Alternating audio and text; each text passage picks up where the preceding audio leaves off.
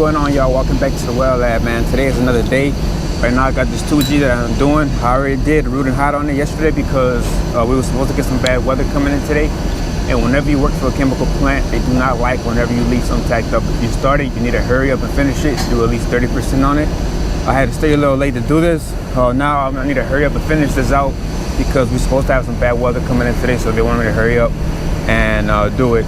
I'm really excited to see what will happen with me once I finish this last weld. I don't know what they're going to do with me, if they're going to transfer me or lay me off. I'm not too sure. I know they got another job somewhere else, but I'm not sure if they need another welder.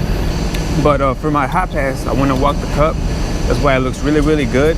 Now I'm about to freehand it. Whenever you want to stack some metal in there, freehand is the way to go. You can really stack it in there. So I'm going to hurry up and flush it out. I'll let you see what the cab looks like.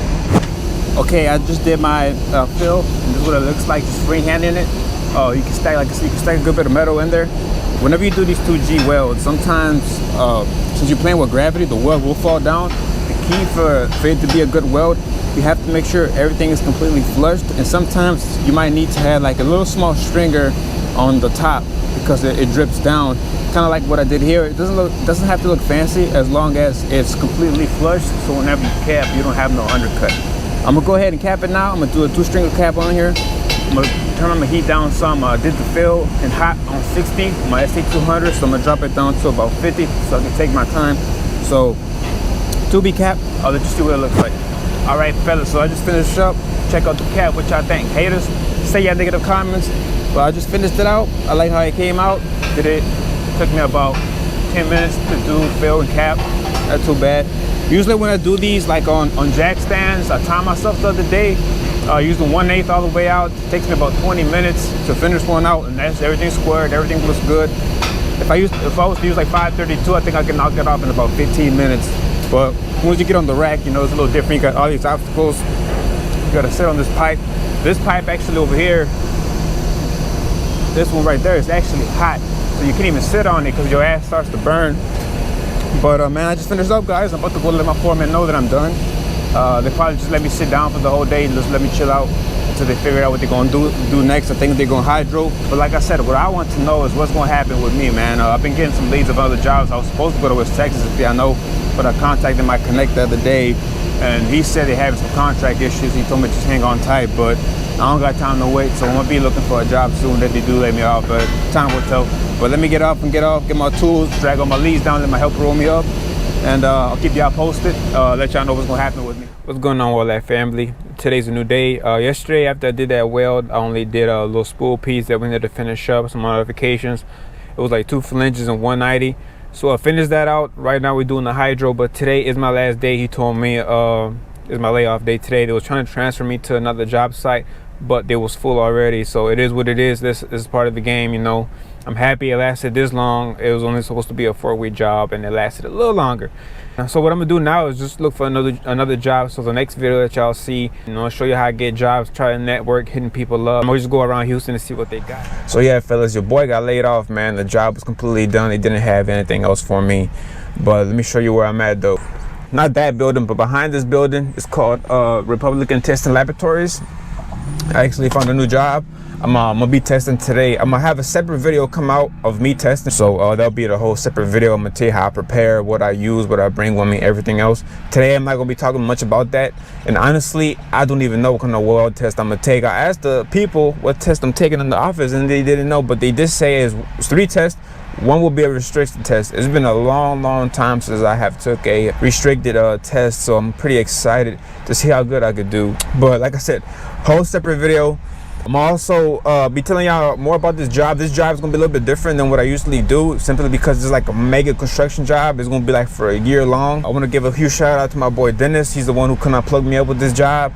I had hit him up and he hit his people up, and I got a call instantly as soon as he let them know. He's actually the guy that I shot a video with a while back. If you haven't seen it, I was trying to teach him how to do some 60-10 because he had got his rig and stuff, and he was trying to learn how to do 60-10. He's a great combo hand.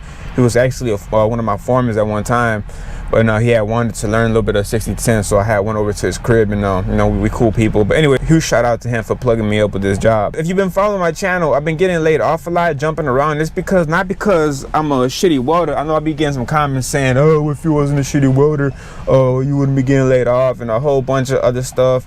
And what these people don't understand is whenever you work for these construction companies, if the job is done, they can't keep you there because the job is done. You know what I'm saying? I know some of these guys are company hands who've been working for a job, saying they've been working there for like 10 some years. Well, look, it's totally different when it comes to building refineries and building these projects. Once the project is complete, they don't need you no more. That's it. You know what I'm saying? Until you get ready for another one. But that's a whole different story. Anyway, that's my rant for the day. I've been jumping around from job to job, just doing these little short-term jobs. And I finally came across one that's a year long. One thing that I noticed is whenever you're on the road and you chase the money, you can make a lot of money, but get also backfire on you. And the reason I say this is because you go out of town, for example, you work 3 or 4 months, you stack your money up, you go back home, and you sometimes you sit at home for a month or two, especially if you only know how to do a certain procedure. I know a lot of guys who only do pipeline, they can only do stick, and they be sitting at home for like 2 or 3 months if you're not plugged up. You know what I'm saying? And by that time comes you done blew all your money that you spent. The reason for you to go out of town is to save money, and you do, but when you get home, you end up spending it all. One thing this is just for my case, I noticed that I could get paid less, but as long as my job is consistent, I'm constantly getting a check, I can actually save more money, and I can actually do more activities. And what I mean by that is I can actually plan for a vacation. I know that I'm gonna be here for a year, so I can request a whole week or 2 off, and I'll be fine. I'll still have my job when I get back. Whenever you work these small little jobs, like for a month or 2, you cannot really take off because it's only a 2-month job because they're trying to get in and get out. So if you're talking about taking 2 weeks off, then they're not gonna like that. They might replace you. They're gonna be like, no, you're either gonna stay, you're gonna go. So I'm happy I found this job. I'm gonna try to stay here as long as it's possible. The only way I'll leave this job is if I find something better with higher pay. Now, you do got a job in Houston that everybody's been talking about, bro. Everybody's been talking about this job. Is job in the Bay Area out here in Houston. Is Wisconsin there, and the reason why everybody's trying to get on is because they pay really, really good.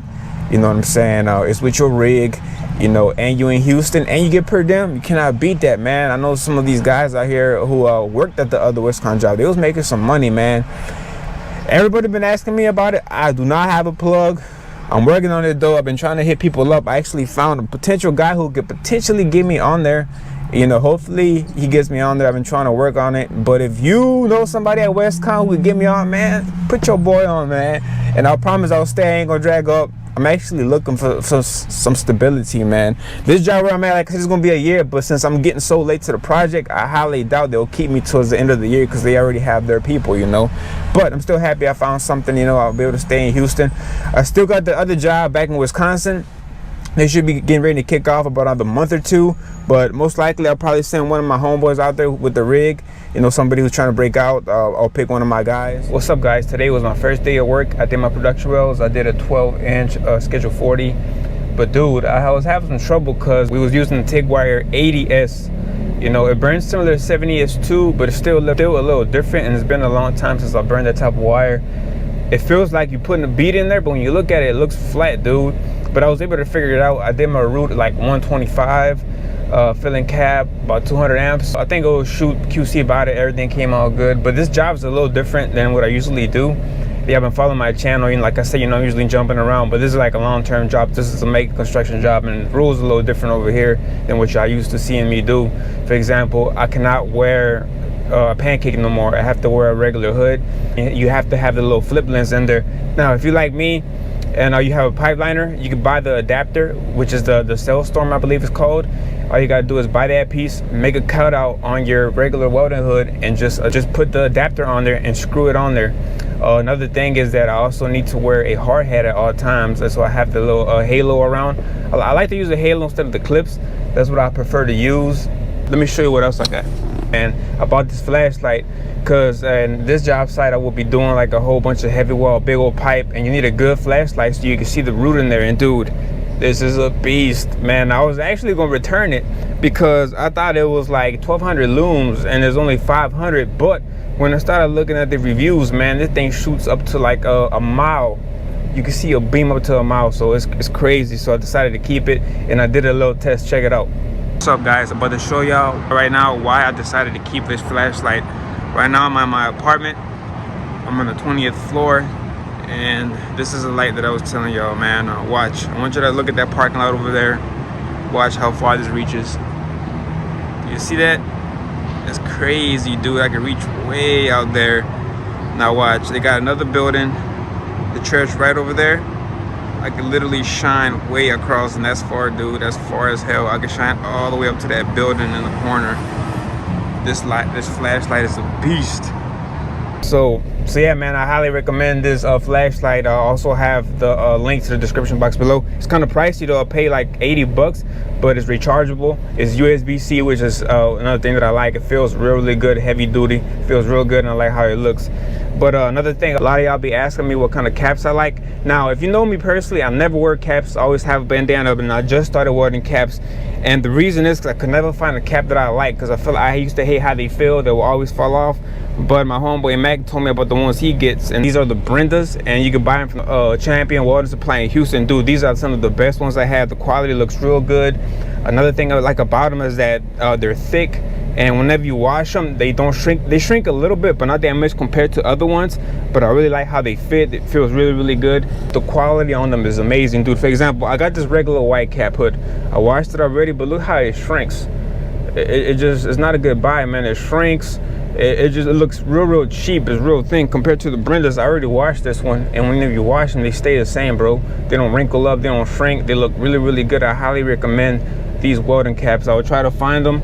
If not, I'll have like their website, if I can find their website, so I can check them out. But I highly recommend these guys. These are some of the best caps I have seen. Another thing that I want to show y'all for this job, I'll be doing way more heavy wall than I used to. You know, usually I just do TIG outs or schedule 40, but we have big old 30-inch 40-inch pipe that's going to be heavy wall. And these are some of the best gloves you could get, which are the Tillman's 750s. I like these because you can also TIG with these. They're not too thick and not too thin. They're like perfect, and they feel really good on your hand. I highly recommend these. Can't go wrong with those, man. Those are my favorite ones. But yeah, guys, start a new job, new journey. But man, I hope to provide y'all more content. I got a ton of new stuff on the way.